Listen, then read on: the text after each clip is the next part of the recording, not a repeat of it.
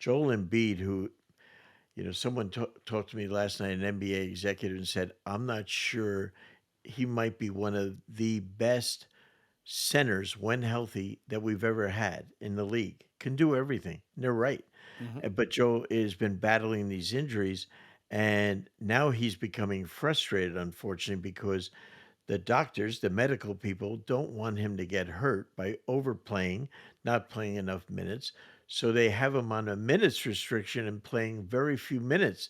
And therefore, he's frustrated. Like, how do I get in a rhythm playing 2, 3, 4 minutes at a time? You really can't. But they're trying to protect that versus long-term health. It's a tough combination, but if they ever get everyone back, they have a team, and I'm including Paul George, of course. That's a playoff team. If I, and when, I we'll think see. maybe with no disrespect to Paul George, I'm more excited to see the return of Jared McCain, who would have been Rookie of the Year last year had he not got hurt, who they still have to return. But just going back to Embiid, who you just mentioned, I saw an interesting quote from Marcus Morris earlier this week. And he said, well, I'm going to read the quote to you. He said, just Sure. coming from different teams and seeing people at that level work as hard as they did, but not really seeing him, talking about Embiid, doing the same. It kind of threw me off because his production still matched. Last year, he had 70. He didn't even warm up. Like, he came in 22 minutes before the game started, 23 minutes before the game started, and went for 70. So in his mind, it's probably like, man, I'm better than these guys without even having to do all of that.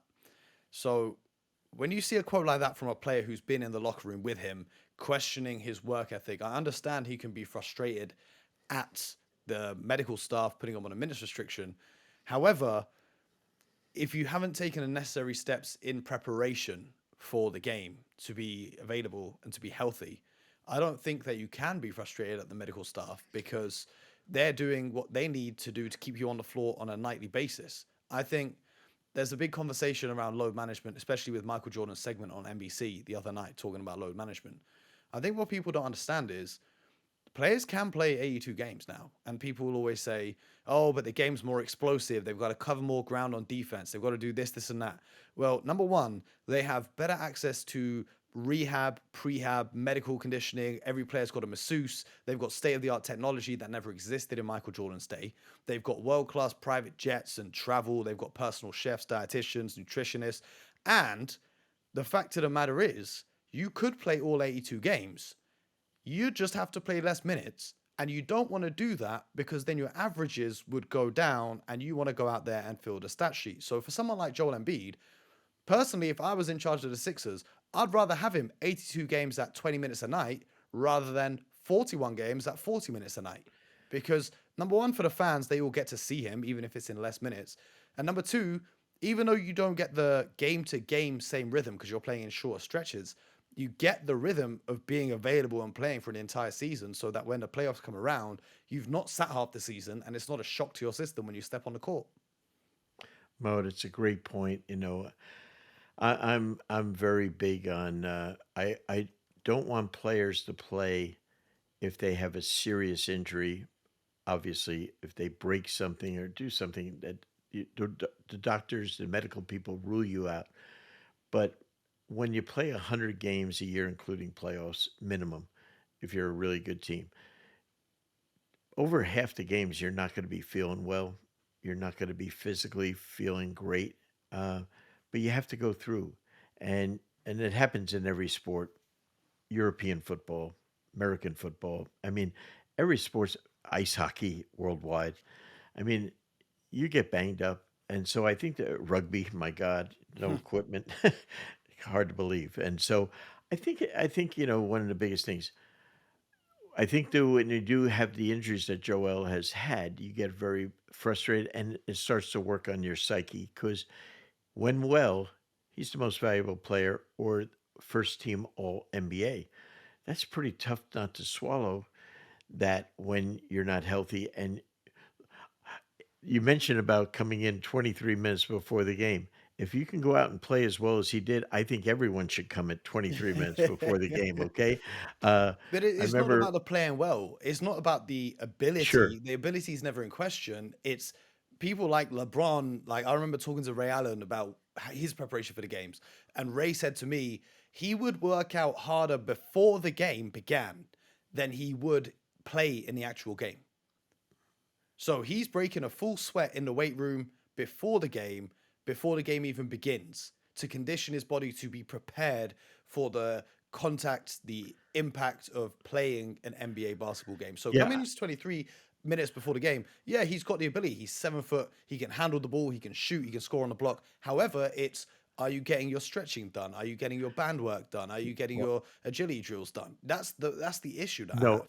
obviously, the NBA rules are you have to be in the locker room an hour and a half beforehand. I'm sure there was a traffic problem, et cetera. That's why it was a one-time thing. I'm covering for him. But I don't recommend it. That was a little joke on my part. But I think the biggest thing with Joel is I want to see our best players play because I think like in any sport, when you miss a top performer play, it just hurts the game, whether it be Zion Williamson last year. You don't want to see these.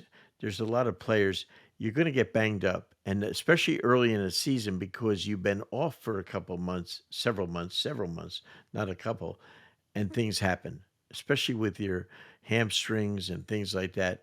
If you break something, you know, uh, you can't do anything about that, but strains and things like that.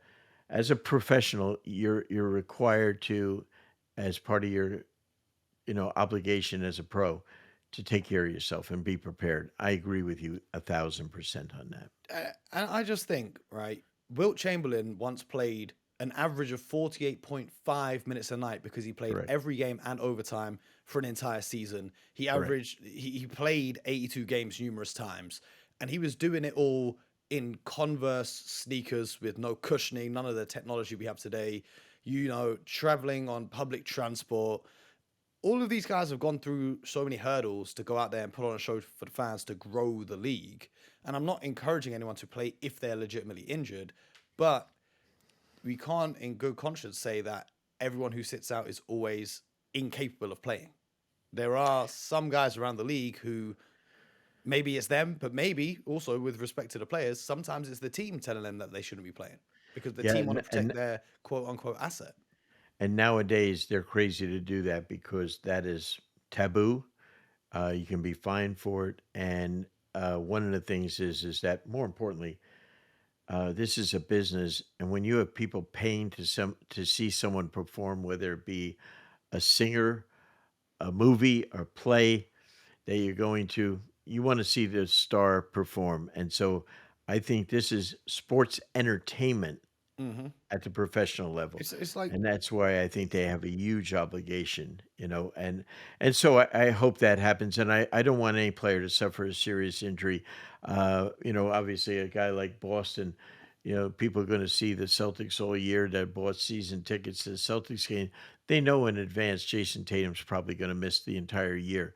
But the other players, if despite what the Celtics record is, they're coming out and they are playing 100% and they're playing hard.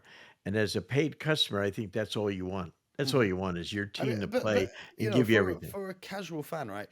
Coach, are you a fan of Destiny's Child? I knew the person that she was married to. Destiny's Child was a band, so I don't know which one you're referring to. It's Uh, Beyonce, Kelly Rowland, and Michelle Williams, right? oh, okay. I'm thinking of a different one. My bad.